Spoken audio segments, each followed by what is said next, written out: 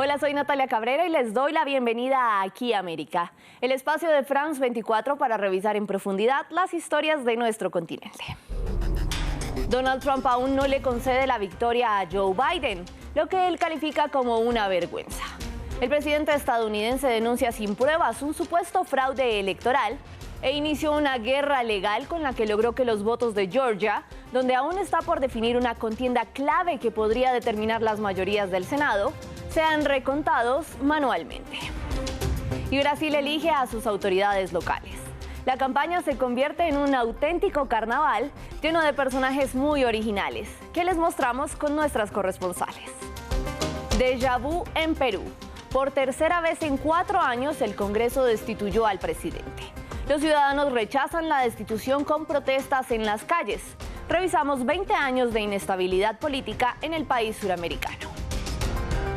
Y empezamos en Estados Unidos.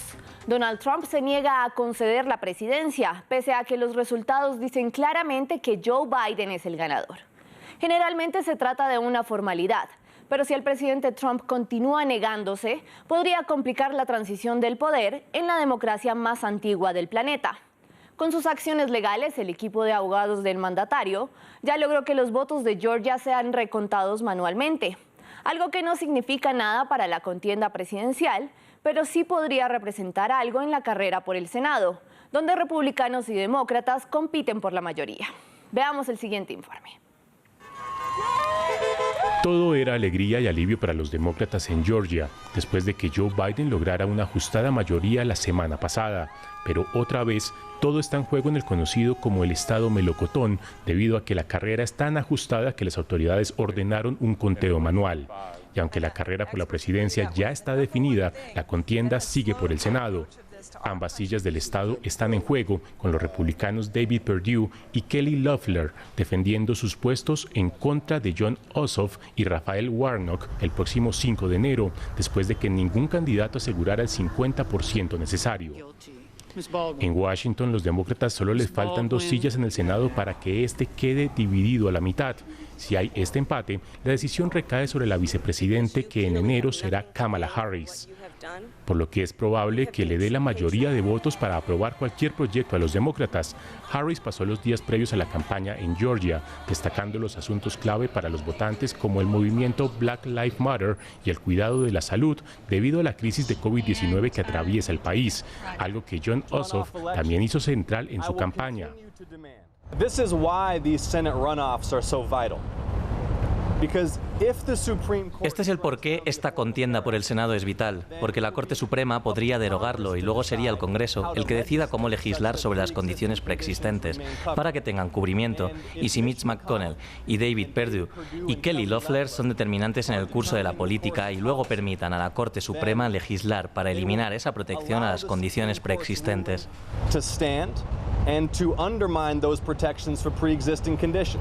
Han pasado 20 años desde que una de las sillas de Georgia se hizo azul. Sin embargo, las campañas de los demócratas como Stacey Abrams han ganado a algunos votantes ahí. Algunos expertos creen que la reciente sacudida puede ser decisiva para el país, llevándolo a girar a la izquierda. Vamos a Brasil. Más de 150 millones de personas escogen los alcaldes, vicealcaldes y concejales de los 5.568 municipios del gigante suramericano. La jornada está marcada por la pandemia del COVID-19, que podría afectar la asistencia a las urnas. Por su diversidad cultural, la campaña en Brasil se transforma en un carnaval, cuando aparecen candidatos originales y fantasiosos. En el estado de Minas Gerais, el Ranger Verde promete renovar el espectro político con idealismo y buenas intenciones, más que con sus superpoderes. Veamos el informe de Valeria Zacone y Augusta Lunardi. Podría parecer que es carnaval, pero en realidad esta es la campaña para las elecciones locales en Brasil. Soy Rannerson, Ranger Verde, y voy a cambiar la política de Juiz de Fora. Es una de las ciudades principales del estado de Minas Gerais. A pesar del disfraz de superhéroe, Rannerson se toma muy a pecho su papel. Mi personaje no es una simple caricatura. Es un trabajo que hago desde hace 7 años en mi ciudad. Un servicio voluntario en el que visito escuelas, guarderías y hospitales. Quien entiende eso ve que no soy un payaso en la política, alguien sin noción y sin estudios. Entre sus propuestas estrella, potenciar la educación y la salud y crear una oficina virtual para agilizar la administración pública. Me encantaba Power Ranger, veía todos los capítulos en la televisión. En la calle son muchos los que piden hacerse una foto con el Power Ranger. Ya no estamos procurando lo que es normal. Estamos buscando un superhéroe para ver qué se puede hacer en la política, porque básicamente hemos perdido todas las esperanzas. Brasil tiene una larga tradición de folclore electoral. Ya hubo candidatos que encarnaron a Jesús y al diablo, a Bin Laden y a Rambo. En 1988, un mono del zoológico fue postulado para la alcaldía de Río de Janeiro. Fue una provocación que consiguió 400.000 votos y el mono Tiao estuvo a punto de ser elegido. Hay candidatos que aprovechan las elecciones para dar un empujón a sus negocios y a su imagen. Otros aparecen solo para criticar el sistema y usan eso como capital político para intentar una candidatura. No necesariamente para vencer, la mayoría está allí solo para participar en la fiesta. La carnavalización de la política en Brasil tiene los días contados. Los grandes eventos electorales con distribución de regalos fueron prohibidos. Más allá de las candidaturas excéntricas, esos comicios servirán para saber si se mantiene la polarización entre defensores y detractores del presidente Jair Bolsonaro. Sigamos en Brasil para revisar otras noticias del continente que usted debería conocer esta semana. El presidente Jair Bolsonaro desató una polémica al afirmar que hay sectores que buscan atemorizar con una segunda ola del COVID-19, que ya ha dejado más de 160.000 muertes en el país. Con palabras soeces pidió a los ciudadanos entender que mantener la salud de la economía es más importante. Todo ahora es pandemia. Tenemos que acabar con eso. Lo siento por todos los que han muerto. Lo siento. Todos vamos a morir algún día. Todos vamos a morir. Tú vas a morir algún día. No tiene sentido intentar escapar de la realidad. Tenemos que dejar de ser un país de mariquitas. Sé que estoy dando de comer a la prensa.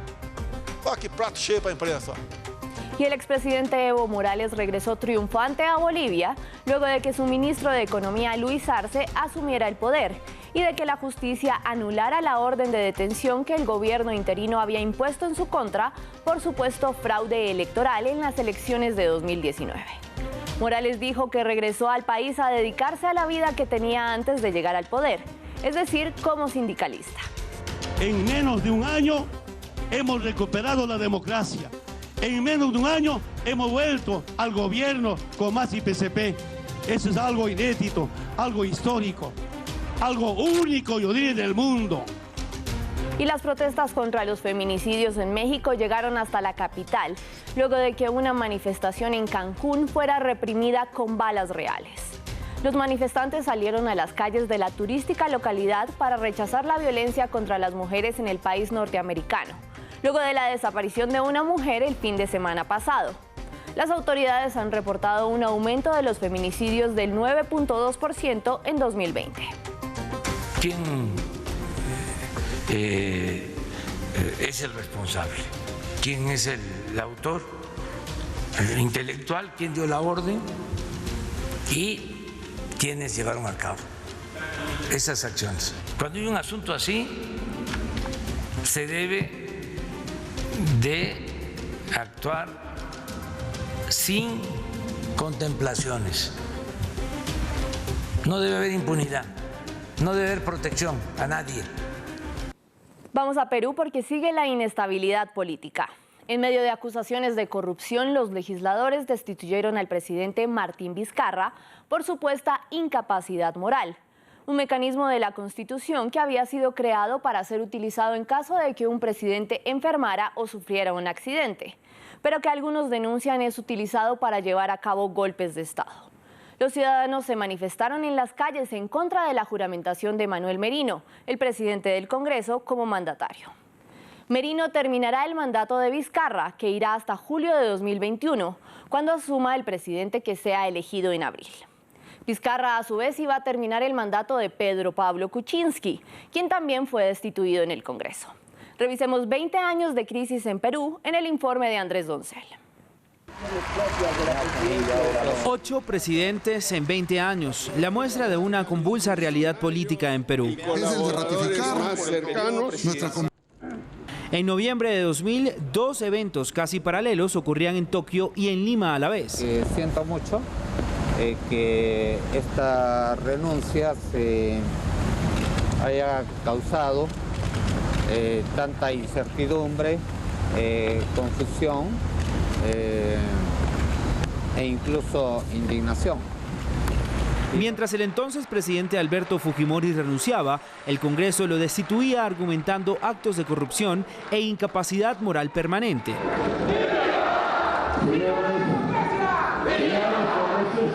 Por Dios y por la patria.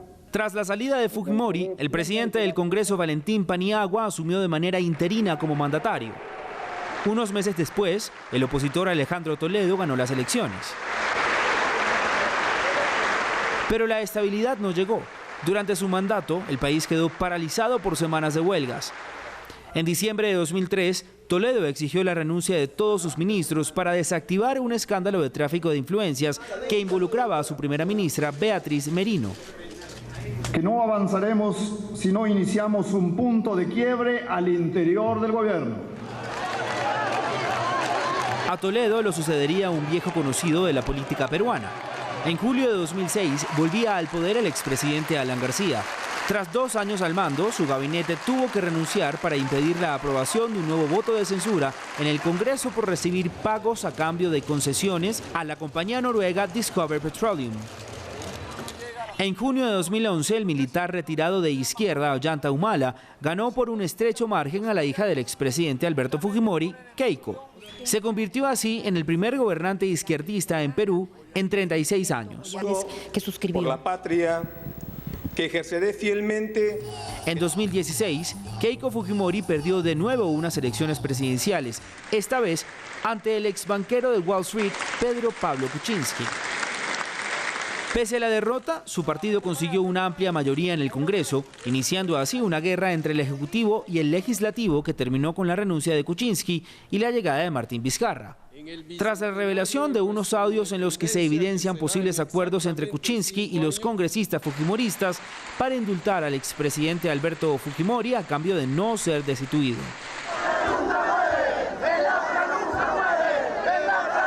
2019 sería un año de tragedias y escándalos. En abril, el expresidente Alan García se suicidó cuando iba a ser arrestado en la investigación de los sobornos de la compañía Odebrecht.